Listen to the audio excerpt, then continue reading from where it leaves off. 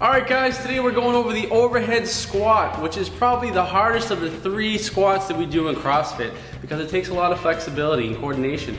But with a lot of practice, you can do it. So, I have my trainer Dan again here. He's going to help me demonstrate the overhead squat. So, on an overhead squat, you're going to have a pretty wide grip. So you'll notice Dan is pretty wide here. And to find a good overhead squat grip, you want to grab that barbell, make sure it goes across your hip crease, or we call your pockets. So if Dan had pockets in his shorts, that's where that barbell would be, okay? So if you were to grab it too narrow, that barbell would be below his hip crease, which is no good. If he grabs it way too wide, that's no good as well, okay? So he wants to get that good happy medium there, okay? So he's going to re-grip there, all right? So from an overhead squat, what Dan's going to do is what is called a snatch, and we'll talk about that in a later video. But go ahead and do that snatch now, yep.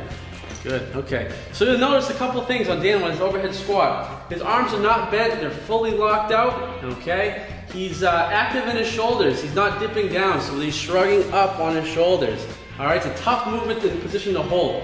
So Dan is also imagining he's breaking that barbell, okay, over his head. All right, so what also Dan wants to make sure of is that barbell stays, above his head or slightly behind. Too far forward, he's gonna dump it. Too far behind, he's gonna dump it as well. So remember, it's an air squat from the waist down. All right, so what Dan's gonna do is get that butt back. All right, go ahead, yep, weight on his heels.